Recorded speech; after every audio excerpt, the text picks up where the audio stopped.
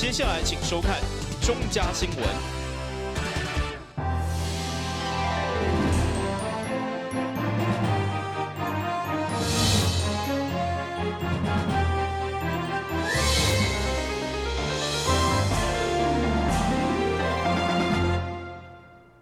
大家好，我是杨祖和，欢迎收看11月20号礼拜二的中嘉台南地方新闻。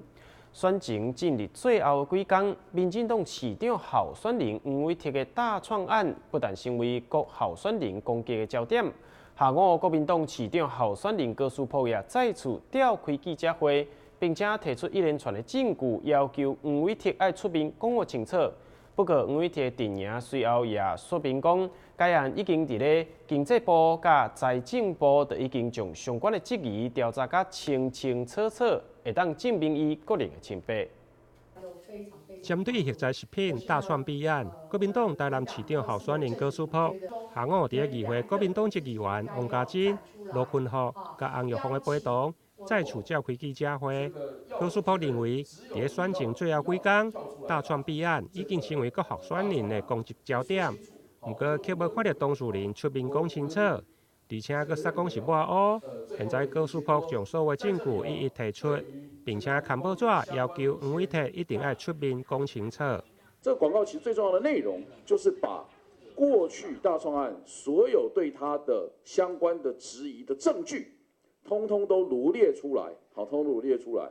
从这个相关的曾碧珠跟大创，在帮忙人家关说，从这个相关的支票的一个号码，从这个相关黄伟哲国会办公室他本人在何时禁止进口之后，立刻帮大创召开协调会的公文，从他帮大创免了这个关税署3亿多的罚款的那个修法提案，那甚至到这个相关的 LINE 的对话的截图，还有黄国昌委员曾经对他在立法院进行的相关的质询的录音，我们把所有这些证据都放在这个广告里面，让大家可以看一下，没有一样对他的指控是没有证据的。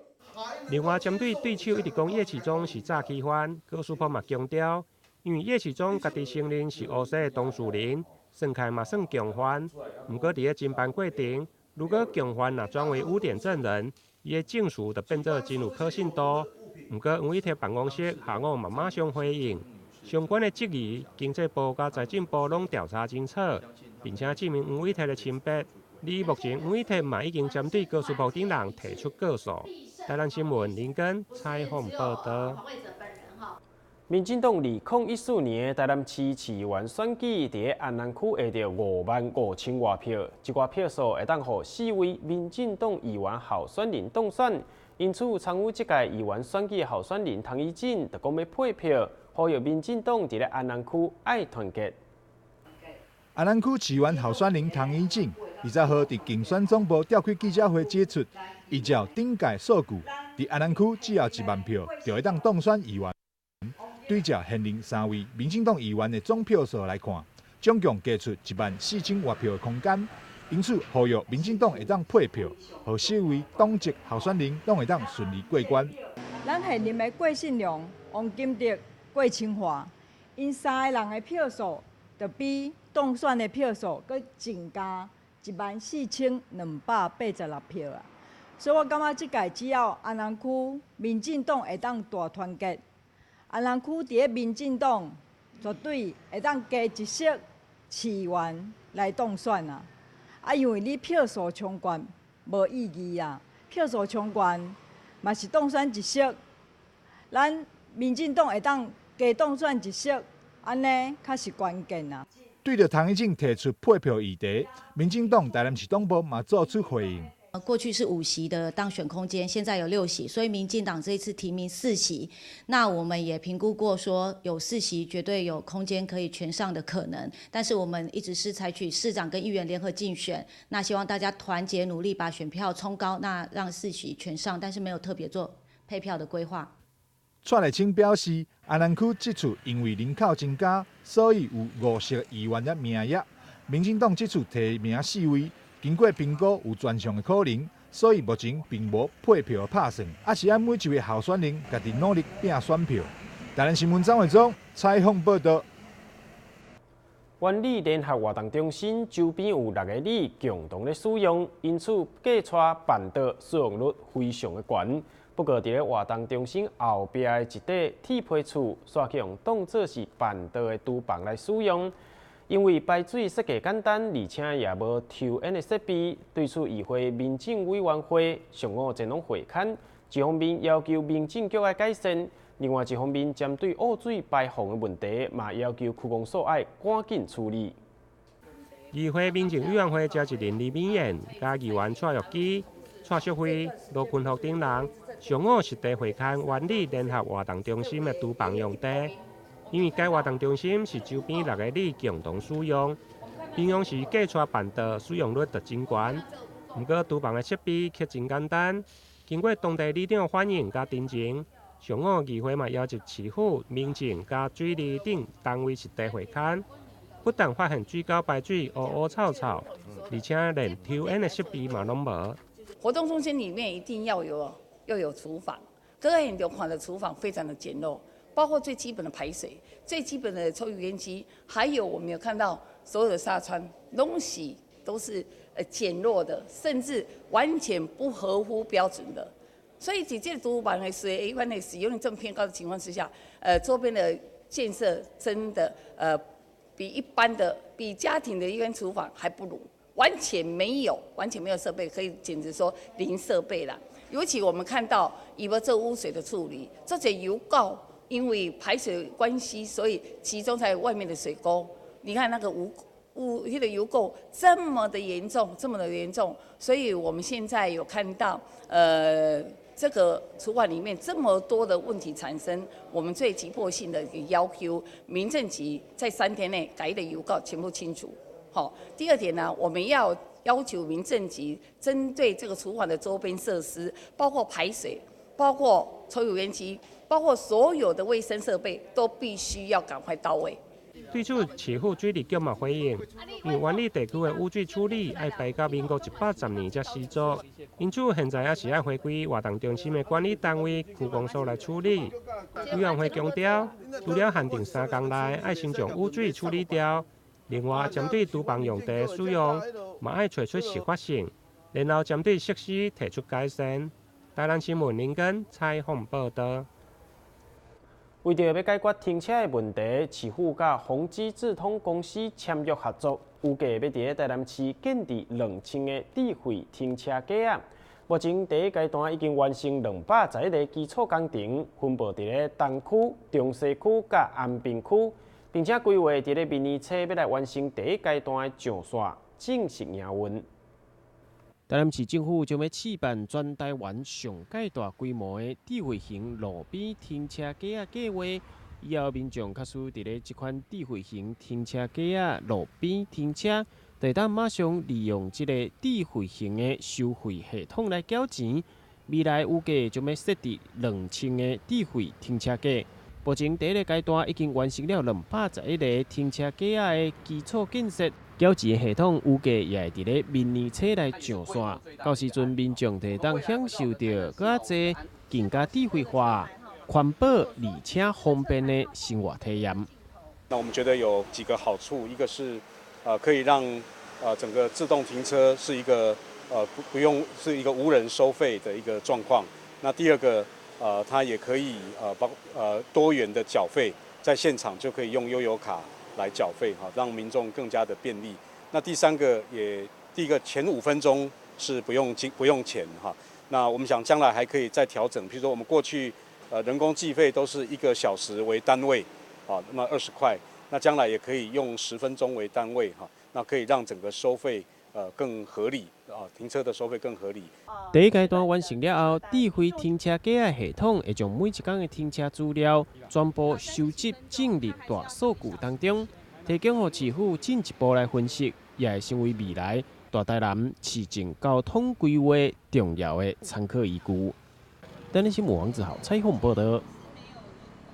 迈入第7档的大台南国际旅展，日本方面今年总共有12个城市参展，其中全日本上届少年的山形市市长佐藤孝宏，更甲市长李梦燕伫咧网络上成为好朋友。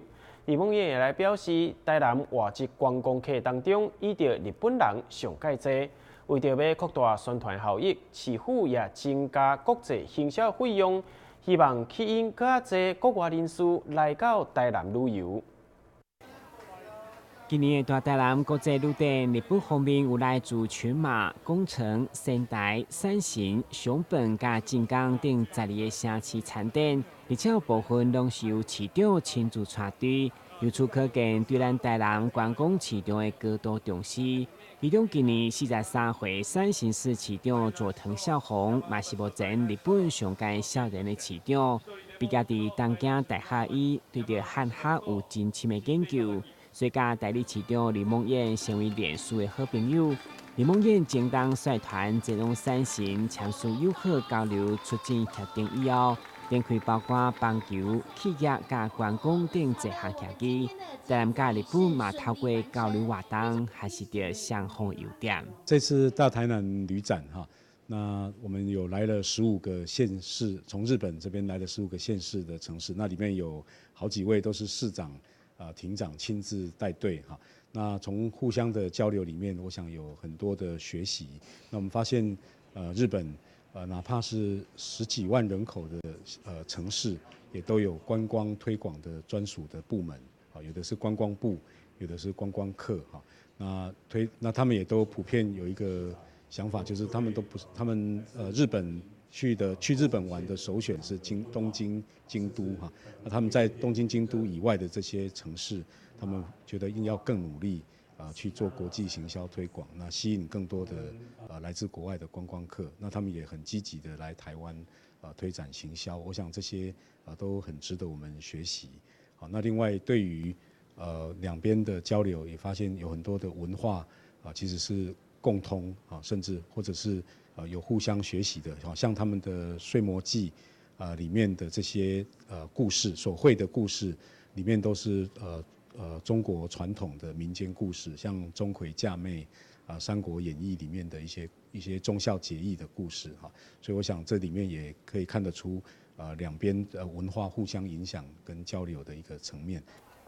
佐藤市长带队来到台南交流，除了率领山形市议会、山形市工商会等40多人来台南访问，参加大台南旅展以外，嘛到百货商场举办物产展览，积极甲台南进行商业经济实际交流，嘛能看出这位全日本上届少年的市长充满行动力。台南新闻张伟忠采访报道。休困一下，马上回来新闻现场。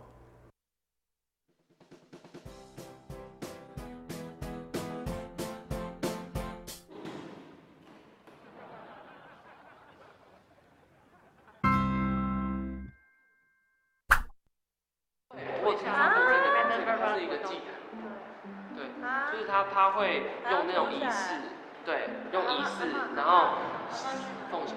他不要管他了，他应该去厕所吧？对啊。是吗？刚不是才去过？就是他，灯怎么关了？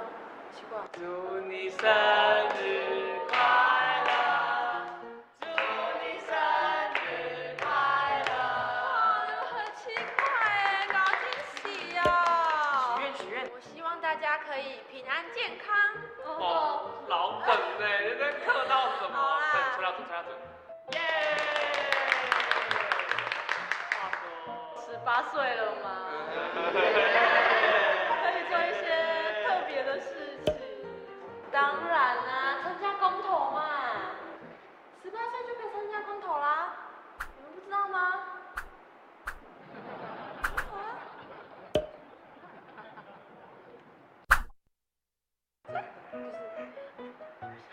真的假的？真的，这就是那样。你们两个上课聊什么天？给我站起来！说，你刚给我们聊什么东西？什么事情这么好笑？也让你们用上课时间在这里聊天？不说是不是？季柔，告诉老师，他们两个刚刚到底在聊什么东西？知道。你要强化2个是不是？老师，你不要动他。我说。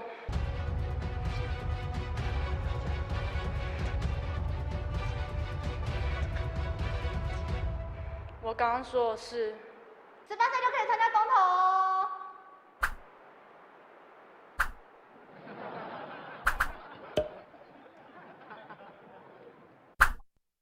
好，各位同学，我们今天上到这里有什么问题？老师，我有问题。请问你有什么问题？我有话想要跟大家说。请说。18岁就可以参加公投哦。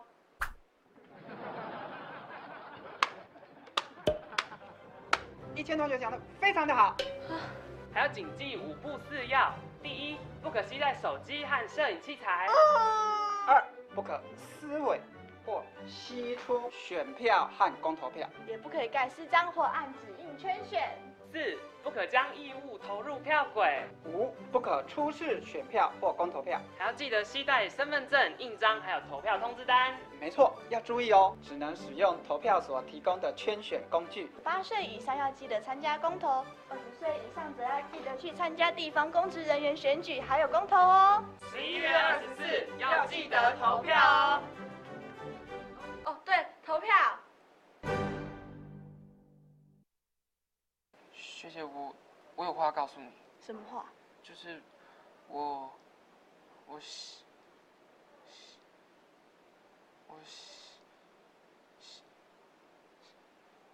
18岁就可以参加公投哦。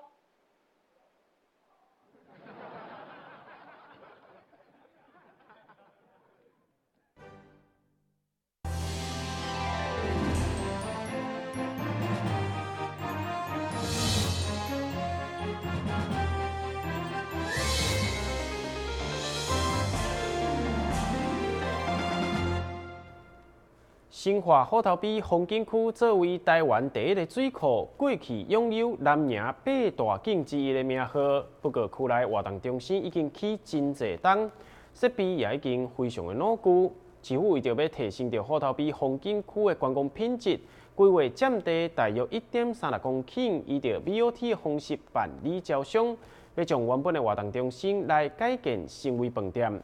伫个19号上午，正式甲台中的总泰地产开发公司完成 BOT 案的签约，为虎头埤的观光带来新的发展。位伫新化地区的虎头埤风景区，因为交通便利，加上距离市区足近的，过去拢是大家喜爱的观光景点之一。但是风景区当中的活动中心，因为有35年的历史，侪设备拢伤过老旧。为了解决这种状况，市府过去利用 OT、ROT 的方式拢无法度成功，现在嘛将会利用 BOT 的方式，由台中的总泰集团得标。19号上午正式签约启动。我们在之前曾经 OT 过、ROT 过都没有成功，那我们看到那样的建筑，看到那样的限制，就很清楚的知道，这个只有就是打掉重练，重新开始才有机会。那虎头埤是其实台湾所谓台湾第一水库，也是台湾第一个灌溉水库。那在50年代的时候，还是台湾的12胜景之一。那也一直这个是在全台湾的观光风景的历史里面都有它的历史定位。可是呢，在现在新的风景区兴起之后，那虽然在虎头埤魅力依旧、美丽依旧，但是我们需要更多的努力、更多的改变，才会让虎头埤成为新的一个景点。所以今天真的是以办喜事的心情来办这个签约仪式。那走了这么多年，终于找到一个好的合作伙伴，终于可以把自己心爱的女儿嫁掉。希望双方是一个伙伴的关系。那我们台南市政府也会请这个洪荒之力，好，我们会全力的来协助啊，让我们这个一起合作哈，那么一起把这个计划把它推动，让它成功顺利，而且还营运的也在探大级哈。我们希望能够这个透过这样的一个机制。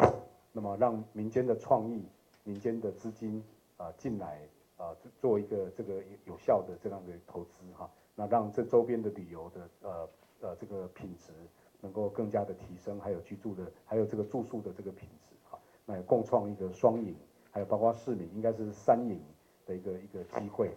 地标的总泰集团嘛有给打造提供40个到60个房间的湖滨旅馆，同时以融入环境的建设方式，希望给游客一个放松身心灵的旅馆。招标的兴建时间为4年。相信4年后，嘛会使为虎头埤带来一个全新的风貌，嘛互台南的观光更加好的发展。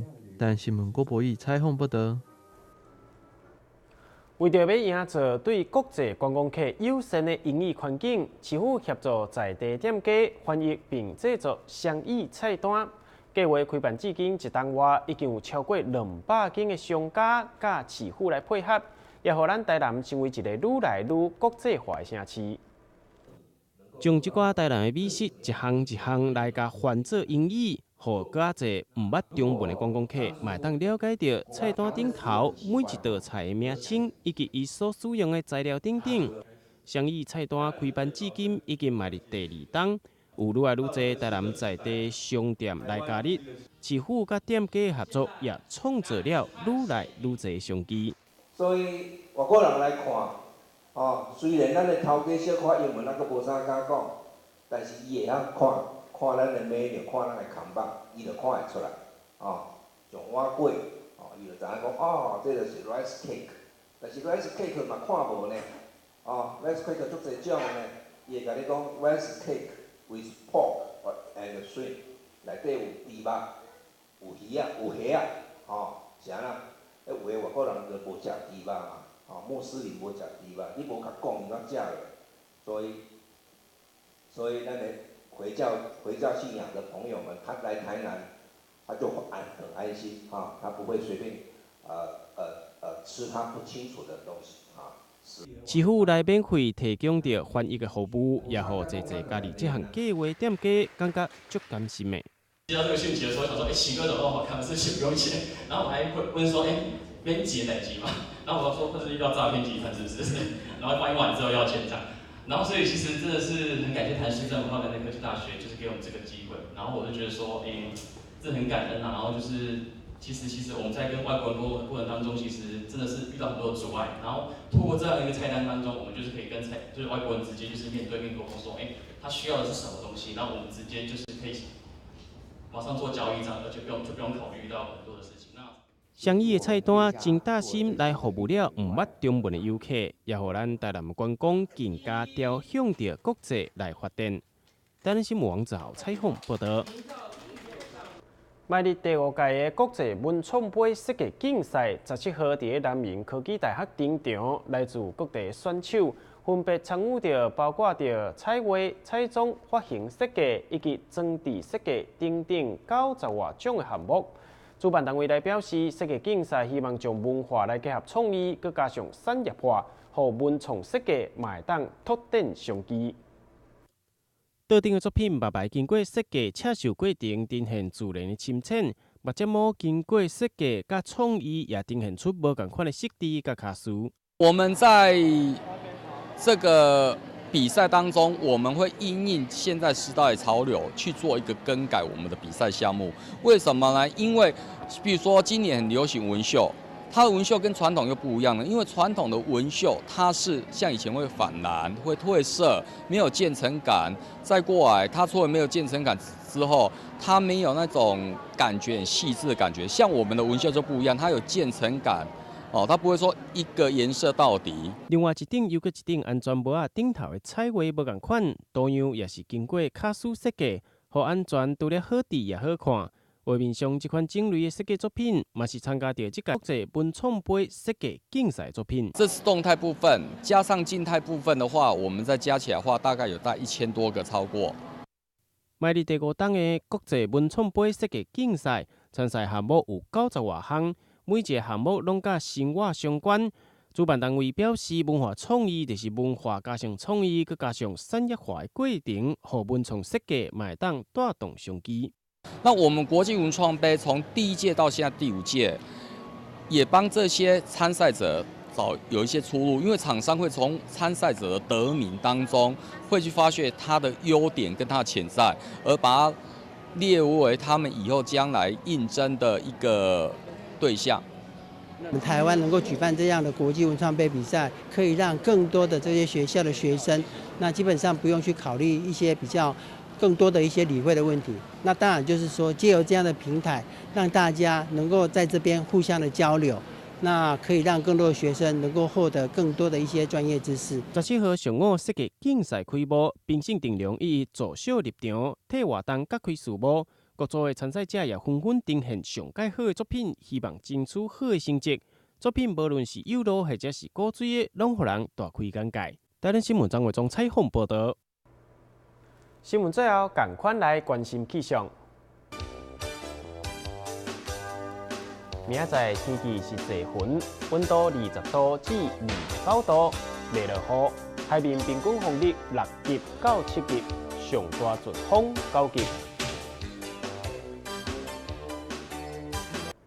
真感谢你来收看到11月20号的中嘉台南地方新闻，我是杨祖和，咱再会。